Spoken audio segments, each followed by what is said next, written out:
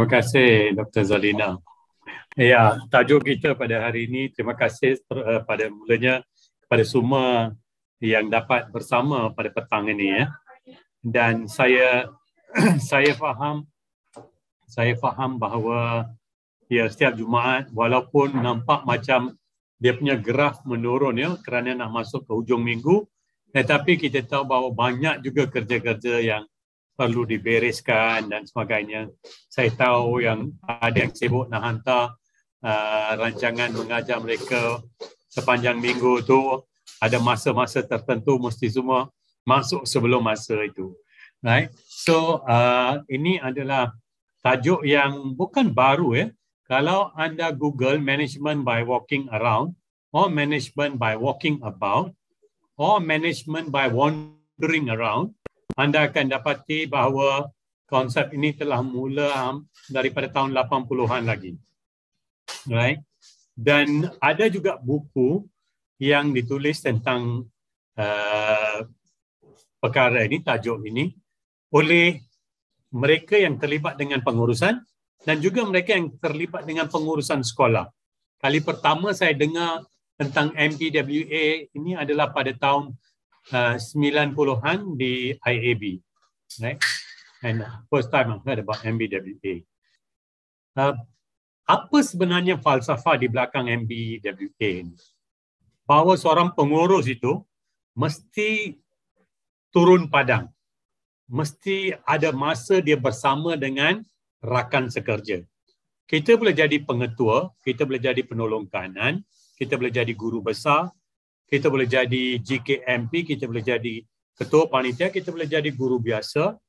Tetapi dalam aspek pengurusan, bila kita ada satu organisasi atau kawasan yang kita urus, maka ada masanya kita kena turun. Saya kenali ramai pengetua guru besar, setiap pagi 7.30 atau sebelum pukul 8, dia dah pergi untuk MBWA yang pertama, Management by Walking About or by Walking Around. Dan ada yang sanggup naik ke tingkat 3, tingkat 4, turun dan sebagainya. Lihat, mereka bukannya pergi, mungkin satu daripada matlamatnya atau objektifnya adalah untuk memantau juga. Dan kadang-kadang kalau dia terlihat ada kelas yang tak ada cikgu, mungkin dia tertanya kenapa tak ada cikgu ya? Apa yang berlaku? Mungkin ada cikgu relief yang belum sempat nak masuk ke kelas. Tetapi itulah matlamat, bukan saya nak ulang, management by walking about tidak bertujuan untuk mencari salah. Bukan bertujuan, itu bukan tujuan dia. It's a management philosophy, it's a management concept. To know what's happening, to be in touch with your subordinate, untuk berkenalan dengan lebih rapat. Kadang-kadang sebuah sekolah itu ada 150 orang guru. Lebih lagi kalau ada sesi petang dengan pagi. Mungkin pengetua guru besar tak sempat nak jumpa atau kenali semua guru. Dan kalau ada masanya, pengetua kalau ada sesi petang, dia lebih buat MBWA waktu siang aja. Petang tu tak ada. Ada satu buku yang saya baca, dia kata sometimes the afternoon session can be something like a glorified recess. Artinya tak ada siapa yang kadang-kadang memantau sekolah petang ni. Tapi tidak sepatutnya begitu. Tidak sepatutnya begitu. Dan untuk management, pihak pengurusan mengetahui apa yang sedang berlangsung dalam organisasi dia. Bila kita turun, kita jalan, kita lihat. Saya kadang-kadang kita tahu ada kerusi atau kerusi meja yang telah pecah dan sebagainya, dilonggokkan satu tempat itu. If you don't walk around, you will never notice all this. Only for a pengetua, kalau anda jalan, anda akan nampak semua perkara-perkara sebegini. So this is essentially what management by walking around is about. So konsep ini, macam saya kata, daripada tahun 80-an oleh Tom Peters dan Robert H. Waterman. Dan Tom Peters dia kata dia pergi interview one of the corporate punya giant dan dia tertanya macam mana syarikat itu boleh berjaya. Dan dalam temu duga tu dia diberitahu tentang management by walking about.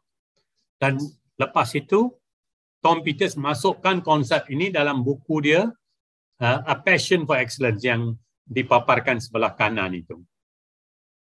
Dan dia dapati bahawa syarikat yang berjaya itu, much of the time is spent in the field rather than in the office.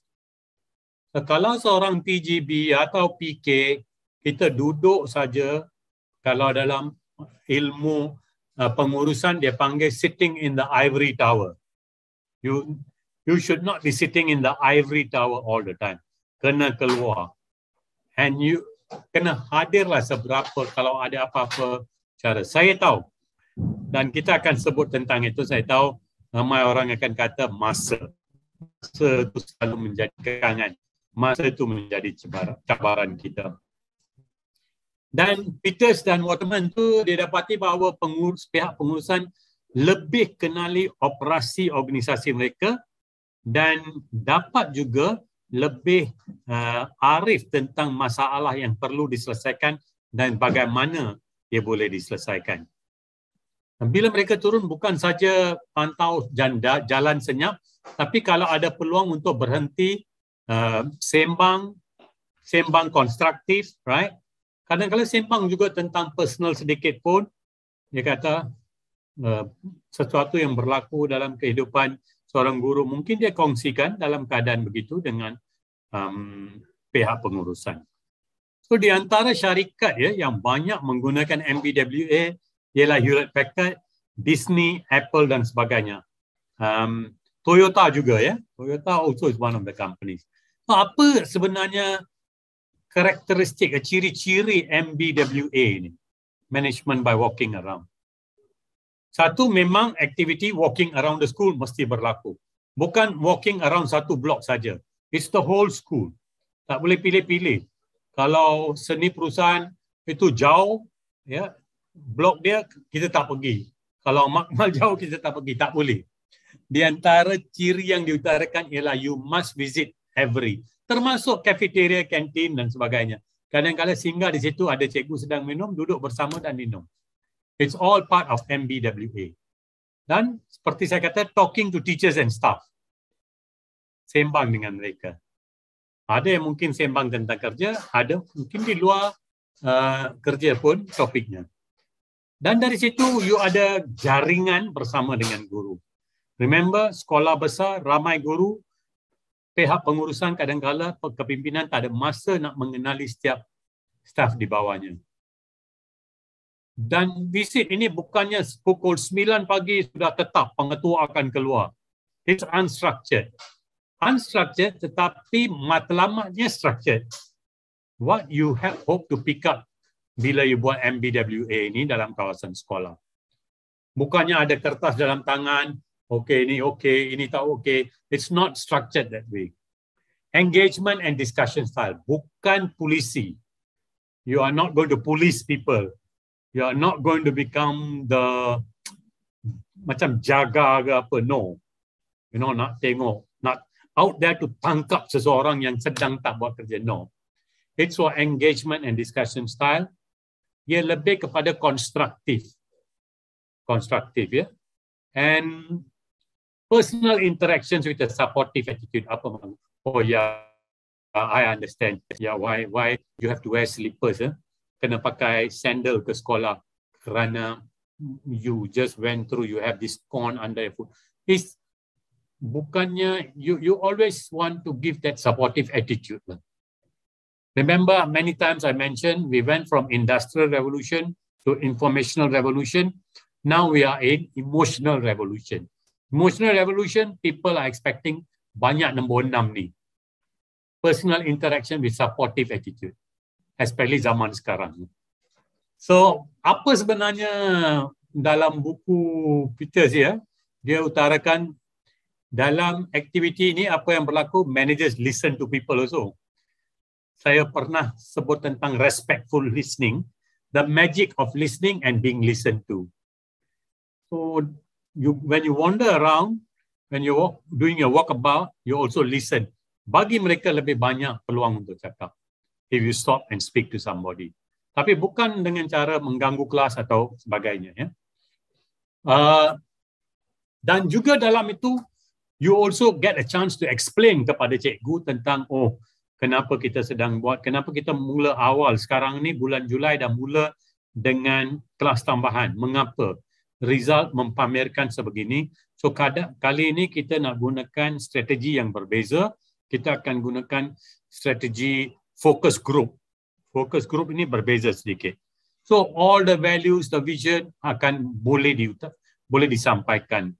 And also if you want to be giving assistance of any kind, yang ketiga, you can provide that assistance dan support itu. No, don't worry, I will look into it. Tapi sekali you dah kata I will look into it, pastikan you look into it. Tak boleh janji-janji kosong lah. So bagaimana strike a balance? Kita sibuk, but MBWA is a very strong tool, instrumen yang mantap bagi seseorang PGB atau PK dan sebagainya. Dan use positive body language. Bukan jalan, adalah tahun 70-an tu ada pengetua jalan mesti ada rotan dalam tangan. Rotan tu di belakang badan dia, I still remember, and then they walk around. So itu konotasi yang berbeza, itu tahun 70-an lah. Memang masa itu pendekatan itu sesuai. So positive body language is a friendly body language. Bukan peluk tubuh macam ni jalan, I am the boss. Now I'm the boss, I'm walking around. So this body language is very important. Apa yang kita nak sampaikan, apa bahaya MBWA, kadang-kadang kita saja jalan tetapi tak ada matlamat hasil daripada kita berjalan itu. Dan kita boleh jalan, kita bincang, lepas tu kita ada janji tapi kita jadi NATO. No action, talk only. Right?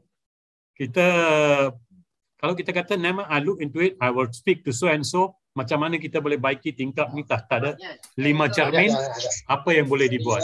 Perkara macam itu, kalau kita dah janji, we must take action against it. Macam mana nak? Dan ia mengambil masa lah.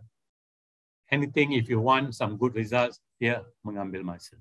Tapi corakkan, it will definitely make a lot of difference. Kerana sudah terbukti.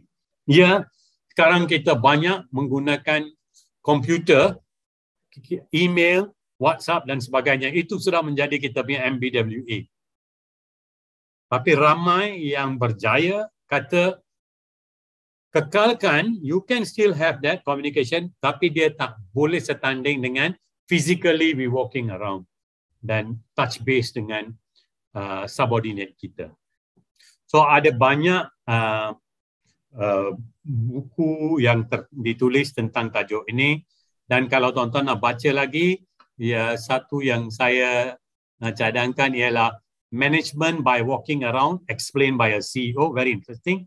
Dan juga di sebelah kiri itu MBWA, Management by Walking Around, yang ini oleh Mike Clayton ni, kalau boleh baca, also very interesting.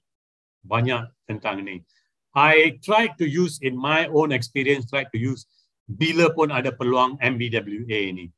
Dan kadang-kadang ada pegawai yang saya tak pernah tak ada peluang nak jumpa, dan bila saya buat MBWA ini, dapat jumpa dengan beliau, dengan mereka dan lebih mengenali mereka. Dan mereka hargai juga. Pegawai kita, cikgu kita menghargai when we have that conversations with them. Saya mengakhiri dengan buku adalah beban latihan untuk minda, maka bacalah daripada pelbagai sumber, daripada pelbagai resource, tidak semestinya dari buku saja. Books are the training weights of the mind.